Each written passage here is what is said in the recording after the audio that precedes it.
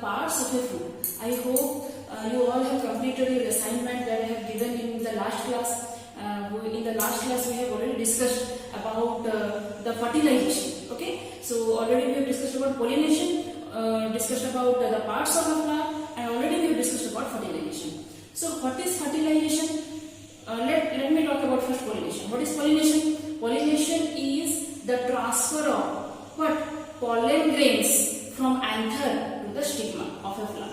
Okay, so what happened after transferring? After transferring anther from the after transferring pollen grain from the anther to stigma, then the pollen grain will produce a pollen tube. By the help of the pollen tube, the male gametes will enter into the flower by the medium of style, and then it will go and meet with the female gamete, that is the ovary or ovum, forming what? Forming a zygote. Okay, so up to that we have discussed. The last product of fertilization is zygote. Then what happened to a flower?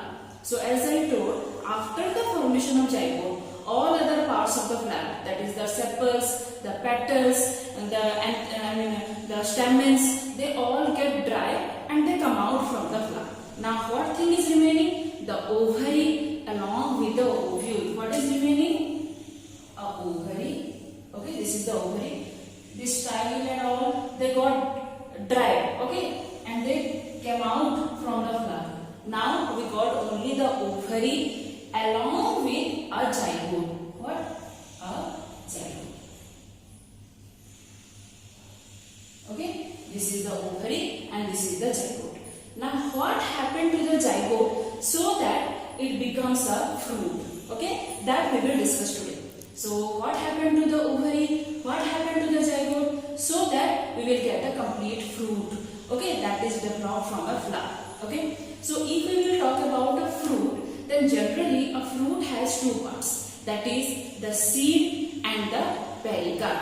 Okay, so the outer part of the seed we call it of the fruit we call it as pericarp, and inside it got what? A seed. So if we will talk about the fruit, let's talk about an apple. Okay, clearly we can see in apple. So I am drawing here the parts of apple, and I will tell you what all are the parts that makes a fruit. Okay, so as I said, a fruit contains two parts. What? Pericarp and second seed. Okay, so the first part I told pericarp and second one is the seed. So which part is the pericarp? Which part is the seed of a fruit? Let's see. Okay, so here suppose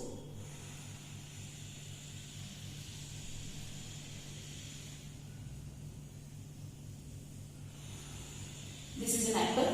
Okay, so here I am taking not a full round apple, just the cut piece of the apple. If we will cut the apple from the middle, I will show you at the last one. If we will cut the apple from the middle, then what things we can see, that I am going to tell you. So if we will cut it at the middle, we can see like this structure. Okay, and we got seeds. Okay, here we got seeds. Somehow like that. I am also not so perfect in drawing, but try to understand. Okay, so this is the seed. Okay, and this is what all are the other parts? Let me tell you now. So here, if we will see an apple, we got the outer covering of the apple, which is red in color. Okay, the outer part, or we just peel up the red part to take the apple. That is the epicarp of the fruit. Epicarp is the outer peel of the fruit. Here we are talking about an apple. That is why I am saying you it is red. The reddish peel of the apple we call it as epicarp. Okay. So after the peel, here we can see a whitish fleshy part which we are taking as a fruit. That is called as mesocarp. Okay.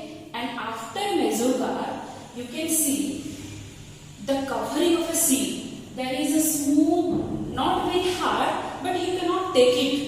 We just generally remove it while taking while taking an apple. So here, this covering, not very tough, not very smooth. Okay, this covering which covers a seed, we call it as endocarp.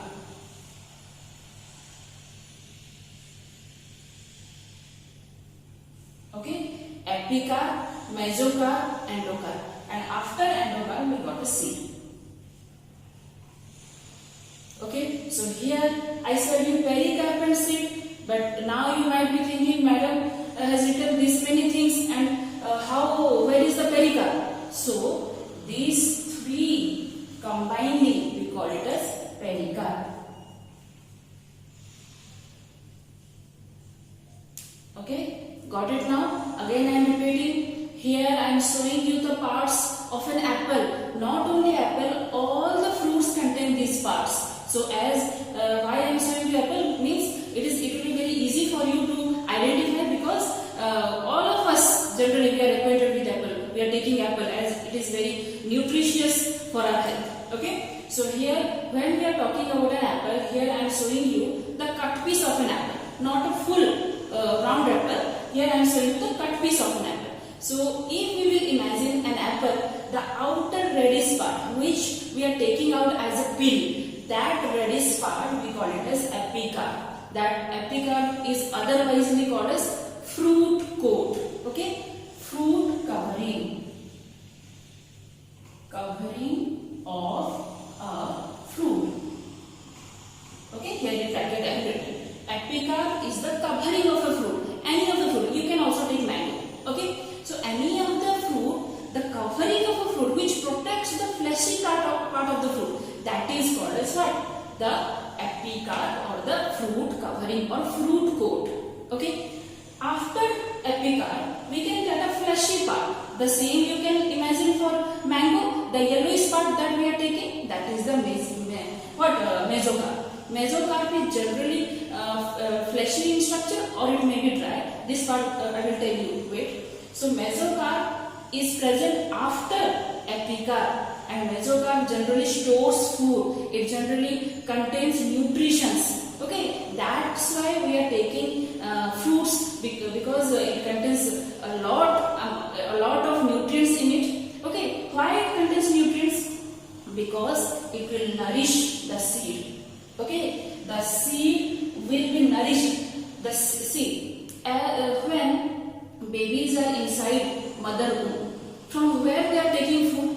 They are taking food the same as the mother is taking. When the mother is taking food, the same food is being taken by the baby. The same for a seed. The seeds are get nourished, or the seeds takes the food from the mesocarp. So mesocarp contains lots of nourishment or lots of food for the baby seed. Okay. So here mesocarp is what? Storage. Food storage. Okay, in bracket I have written mesocarp is for food storage, or for giving nourishment to the, or giving nutrients to the seed. Okay. Now there is a covering, or there is a protection layer over seed, so that the seed cannot get harmed. Okay. So this coat, remember, it never be so tough. Okay. It is not so smooth or not so tough. So this is the covering of seed. We call it as what? Endocarp. Here I have written covering of fruit. Here I am writing covering of seed. Got it? So now if I will ask you, Dex is the fruit coat, what will you write? Epicarp. Dex is the seed coat, what will you write? Endocarp. Okay, so epicarp is the covering of fruit and endocarp is the covering of seed. And what is mesocarp? Mesocarp is the fleshy part that is in between the endocarp and epicarp that provides nourishment to the seed. And combinedly, these three we call it as pericarp. That's why I said a fruit contains two parts, pericarp and seed. So pericarp contains what? endocarp, mesocarp and epicarp. Now inside that we got a seed. Okay, that is the main thing of a fruit from where we can grow a new plant. Okay, so here already I have given you the example of apple. Now I am giving you the example of pea. Okay, suppose we will talk about a pea seed.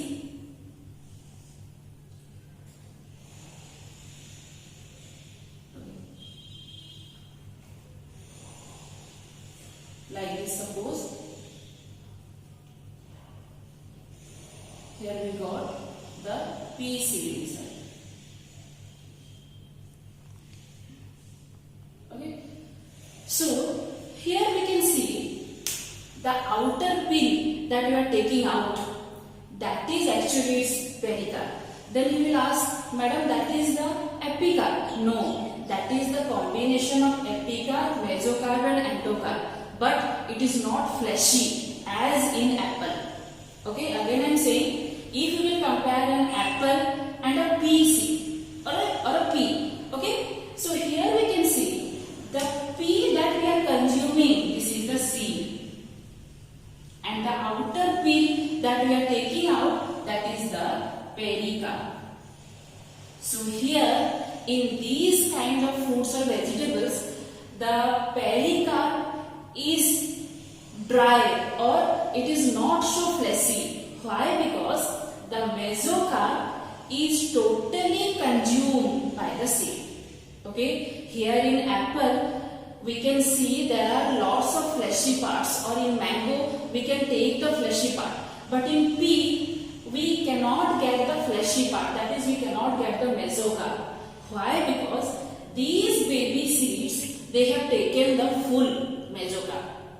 Okay, but here these baby seeds of apple, they have not yet taken the full. Slowly they are taking. Okay, that's why these fruits, apples, mango and all, they contains lot of fleshy parts. Okay, but these kind of seeds or fruits or vegetables, they do not contain fleshy part. So the upper peel, that is only the pericarp, which get dried due to the total consumption of fruit or total consumption of food by the seed.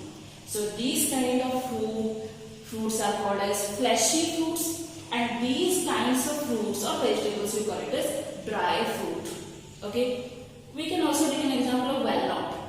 Okay, then we can also take an example of groundnut. Okay, badam, that is also a dry fruit. Very simply, it will be very better. You can imagine a groundnut, the badam. Okay, what is that? We are taking out the peel out of the groundnut. So the peel, that is only the pericarp, and the groundnut, that is the seed. Okay, how we can know that is the seed? We can also do small experiment for this. Take that groundnut, keep it inside the soil, provide adequate water and sunlight to it. You can see after some days it will develop the shoot and root. Okay, the same we are taking sprouts. Okay, this part also we will come in germination. I will show you the total germination of seed. Okay, so here we are talking about the parts of fruit.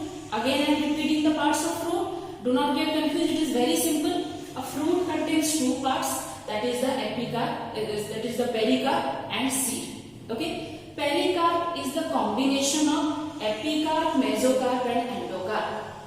Okay, so what is epicarp? Epicarp is the fruit covering. What is mesocarp? Mesocarp is the fleshy part of the fruit. And what is endocarp? Endocarp is the seed covering. Okay, and inside the fruit we got a seed. Okay, in some fruits the endocarp, mesocarp and epicarp get dried and it is not very thick. Okay, it is not very fleshy. That kind of fruits we call it as dry fruits. Here I have given the example of pea. Okay, so here if you will imagine a pea or a walnut or a groundnut, so you can see the outer covering is little tough in nature to protect the seed. The seed should be protected from the external condition. What are the external conditions? Means suppose high heat, high cold. Okay, that's why the seed should be inside the fruit protective condition. Okay, so here in apple we can see there are lots of things to protect the seed. That's why it is not having a hard, covering. It is not having a hard apical. But if you will talk about a walnut, if you will talk about a groundnut, the outermost part is hard in nature. Why? Because it do not have the mesocarp.